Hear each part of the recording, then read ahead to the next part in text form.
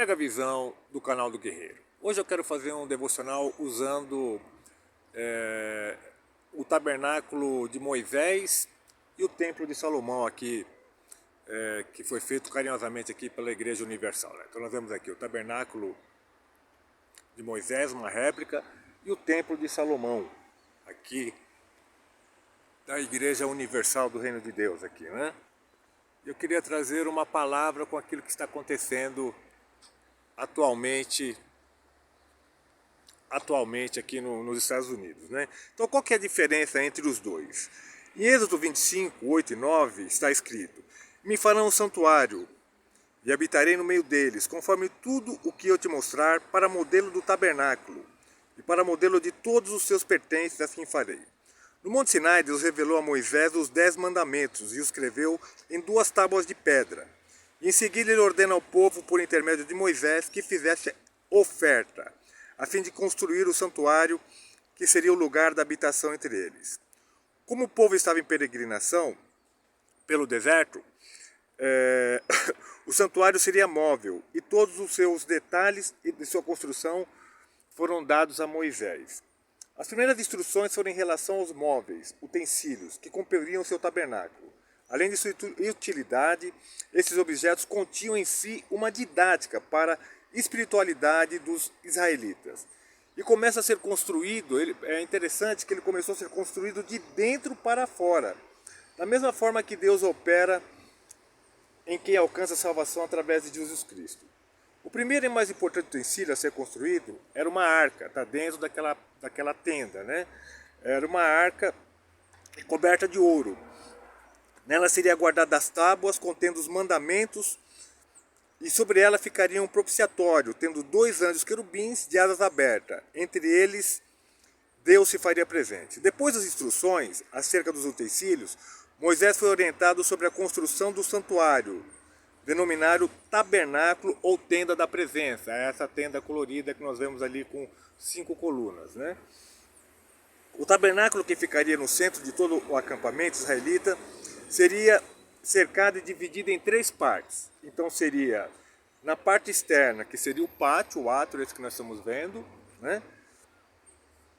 Os sacerdotes fariam os rituais de purificação pessoal e os sacrifícios. A parte interna seria composta por 2 compartimentos, que é aquela parte coberta. Ali tem o lugar santo e o lugar santíssimo. No lugar santo ficariam os utensílios, que eu falei, né? A mesa dos pães da presença de Deus, o candelabro de ouro e o altar do incenso. Ali os sacerdotes entrariam para continuar os serviços sacerdotais.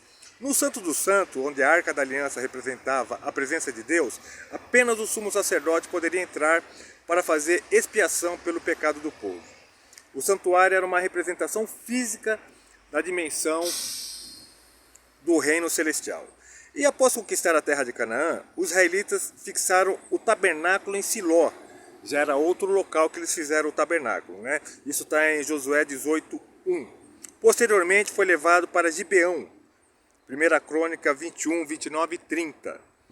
A Arca da Aliança, que representava a presença de Deus, passou a ser utilizada também como símbolo de guerra. O reino de Israel perdeu uma batalha para os filisteus, em decorrência, a arca foi levada pelos inimigos. Os filisteus, ali tem a parte de Siloé, uma representação de Siloé, né? Os filisteus colocaram a arca em um de seus templos. Uma série de acontecimentos ruins aconteceram. Então eles a devolveram para os israelitas. E cerca de 200 anos depois que Moisés construiu o tabernáculo, Davi trouxe a arca para a cidade do rei e a colocou numa tenda.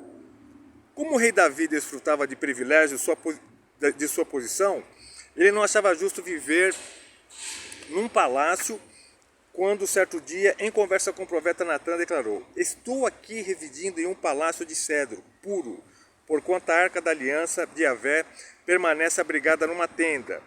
Não está uma representação aqui da tenda de Davi. 1 Crônicas 1,17. Então Davi decidiu construir um templo para abrigar a arca. Porém Deus rejeitou sua oferta, pois ele era um homem que havia derramado muito sangue em suas batalhas. 1 Crônicas 28:3.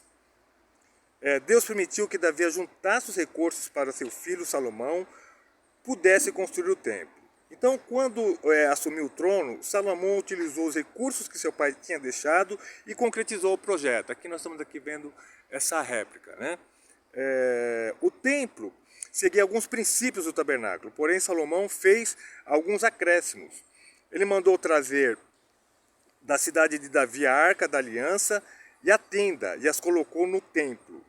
O templo, depois construído por Salomão, foi destruído quando o Império Babilônico invadiu Jerusalém por volta de 587 anos antes de Cristo.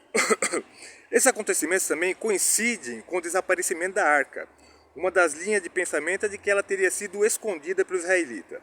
Após a volta do exílio, os judeus começaram a reconstruir Jerusalém. Um segundo templo foi construído em 46 anos sob a liderança de Zorobabel. No lugar da arca foi colocada uma pedra. Assim, certa vez passando diante do templo, Jesus profetizou. Respondeu Jesus e disse-lhes: derribai esse templo e em 3 dias o levantarei. Jesus está falando da sua ressurreição, que aconteceria em 3 dias após a sua morte, né? E no ano 70, o templo foi destruído pelos romanos, liderado pelo general Tito. Então, a lei revelada por Deus a Moisés, ele ordenou que ela fosse colocada em uma arca guardada por 2 anjos. Só lembrando, um santuário que tinha a representação do trono celestial. Foi construído para abrigar ali, e ali os sacerdotes ofereciam serviços que santificavam o lugar e onde era manifestada a presença de Deus. Após a sua ressurreição, Jesus subiu aos céus para o tabernáculo celestial, onde intercede por nós. E fomos criados com uma imagem e semelhança do nosso Criador. Por intermédio de Jesus, passamos a ser templo de Deus, pois só Ele pode tirar a pedra que existe no coração para guardar uma lei que rege os princípios da vida. Agora é interessante que atualmente está acontecendo algo muito interessante, né?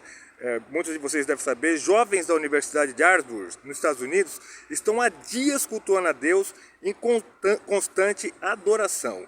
O que eu queria trazer para você? Dentre tantas palavras proféticas liberadas na Bíblia, deixa eu colocar aqui para mim.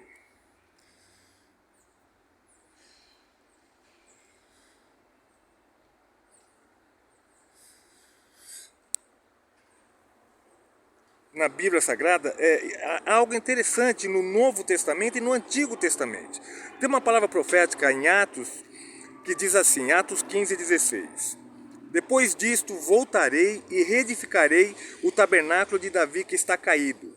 Reedificarei as suas ruínas e tornarei a levantá-lo, para que o resto dos homens busque ao Senhor. Sim, porque os gentios sobre os quais é invocado, todos os gentios sobre os quais é invocado o meu nome. E essa palavra, ela já tinha sido profetizada em Amós 9:11, a mesma palavra, está escrito: naquele dia tornarei a levantar o tabernáculo de Davi, que está caído, e repararei as suas brechas, e tornarei a levantar as suas ruínas, e reedificarei como os dias antigos, para que eles possuam o resto de Edom, e todas as nações são chamadas pelo meu nome, diz o Senhor, que fez estas coisas. Mas agora só para vocês entenderem. O tabernáculo de Moisés, ele era um tabernáculo de rituais e legalismo. A tenda de Davi era uma tenda de rituais e adoração, porque Davi terminou um ciclo. Ele terminou um ciclo e destituiu que houvesse constante oração, 24 horas de oração. E no templo de Salomão, continuou como um templo religioso e o legalismo. Agora vejamos que palavra profética Jesus liberou para nosso conhecimento, de quem Deus busca. Em João 4, a partir do versículo 19, está escrito, João 4,19, disse-lhe a mulher, Senhor, vejo que és profeta. Nossos pais adoraram neste monte, e vós diz que em Jerusalém é o lugar onde se deve adorar. Disse-lhe Jesus, mulher, crê-me, a hora vem, em que nem neste monte, nem em Jerusalém adorareis o Pai. Vós adorareis o que não conheceis, nós adoramos o que conhecemos, porque a salvação vem dos judeus. Mas a hora vem, e agora é, em que os verdadeiros adoradores adorarão o Pai em espírito e em verdade, porque o Pai procura tais que assim o adorem. Deus é espírito, e é necessário que os que o adorem em espírito e em verdade. Replicou-lhe a mulher: eu sei que vem o Messias, que se chama Cristo. Quando vier, há de nos anunciar todas as coisas. Disse-lhe Jesus: eu o que falo. O que eu queria passar para vocês é que verdadeiramente você vê, não está aqui uma simbologia do tabernáculo de Davi. Nós temos aqui o templo de Salomão e o tabernáculo de Moisés. Só que a palavra profética é da tenda de Davi que será reerguida. O que eu quero dizer para vocês através desse devocional? Deus tem procurado os verdadeiros adoradores, que o adoram em espírito e em verdade. Esse trabalho aqui é tremendo, é muito bem feito. Mas Deus, Ele habita em nós. Eles têm uma aula que é muito importante nós aprender, mas a maior compreensão que nós podemos ter é que Deus está à procura dos verdadeiros adoradores, que o adoram em espírito e em verdade. E eu peço a Deus que você seja um desses. Pega a visão do canal do Guerreiro. Hoje foi um pouco diferente.